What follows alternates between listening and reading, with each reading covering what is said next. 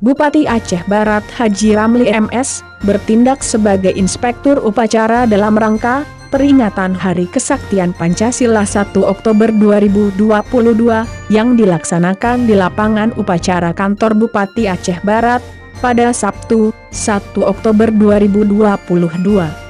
Peringatan Hari Kesaktian Pancasila tahun ini, yang mengusung tema Bangkit Bergerak Bersama Pancasila tersebut, diikuti oleh seluruh pejabat daerah diantaranya unsur Forkopimda Aceh Barat, Korem 012 Tengku Umar, Sekretaris Daerah Kabupaten Aceh Barat, para asisten dan staf ahli Bupati, para kepala SKPK, para camat, aparatur sipil negara, serta pelajar. Hari Kesaktian Pancasila adalah momentum persatuan bangsa Indonesia dalam menghadapi pemberontakan komunis yang ingin mengganti ideologi Pancasila, ujar Bupati Aceh Barat Ramli MS saat ditemui usai upacara.